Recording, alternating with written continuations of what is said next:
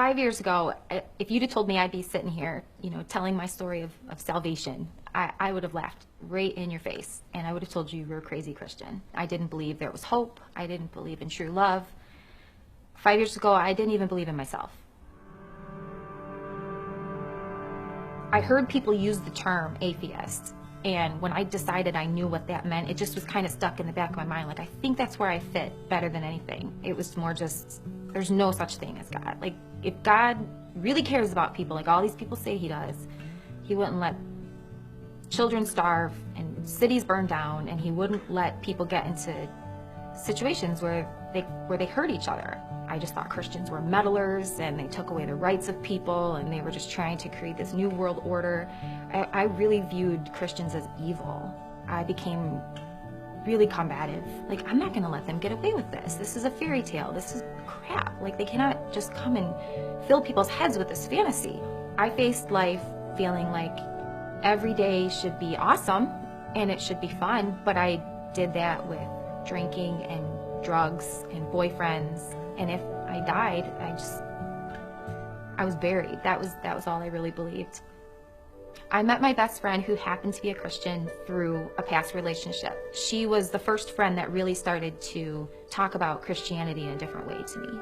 I remember she took her jacket off, and she had this shirt on with bright pink lettering. It said, "Jesus is my homeboy." I was like, isn't that blasphemous? Like, can you really say that? And she just lived it. I mean, that was about the closest I'd seen to someone really just demonstrating a love for Christ rather than just duty to him. And man, I just remember thinking, like, how am I ever gonna be friends with her if we're so divided on these things? I mean, we had debates. We had heated debates. I really let her have it. I was like, that is the most crazy hogwash I've ever heard. And because I knew her personally, I felt like she really did have my best in mind, that she wanted to break through those hard things with me. And in that time, I met a really awesome guy, and we got close, but probably a little too close, because I got pregnant only a few months after we met. I decided I got to get rid of this problem. I went to a clinic and heard any of the options I had, and that was where a lot started to change. There was this picture this woman handed me, and it was just a dot, but she explained to me that that was a baby. I just started to wonder, like, how on earth that was going to become a life. This had to be something bigger than me. Up until then, I had been so snarky to Christians, but I started to lean in a little more and wonder if maybe what they were saying was true. My best friend had approached me. She basically said, I understand you're really struggling for answers right now. She says, I just want to tell you, like, what if you just gave Christianity a try? She says, because I go to church and I pray, and you'll never know until you know, but I can tell you there are answers. And she says, if you just gave it 1 month, just come to church, and then you can just say at least you tried.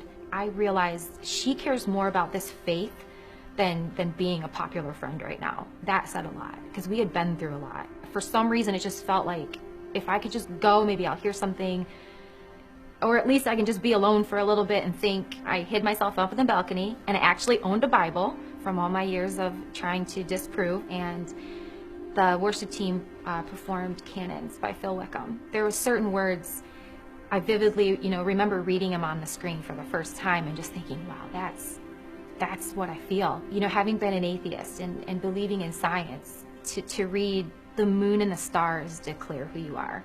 It took me away from that happenstance, and it put me in the position that just like I was created and my baby was created, this whole world, this whole universe was created, and they all proclaim what a power he is. And on a personal level, it says, I'm so unworthy, but still you love me. For me, this didn't make any sense. He can redeem good people, people who've made little mistakes and messed up and didn't say their these and thous or something like that. He doesn't redeem women who are pregnant out of wedlock, who have a path of emotional carnage behind them. And this song was just reminding me, even if you're unworthy, he loves you. We're all unworthy. That's the beauty about grace. It's a gift. You don't get to pick and choose who gets it. You just accept it. And it was after that song and a really powerful message, I finally accepted Christ. But I remember just sitting there, because it wasn't so easy. Because it was almost like I felt bad for him to have to take on everything I'd lived. It's like I felt bad that Jesus had to own like me.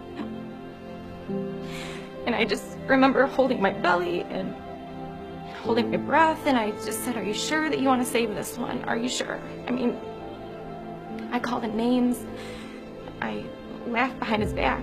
I mocked him in public, and I realized I'm no different than all those people that were right in front of him, you know, as he bled. And if he went for them, you know, he went for me too.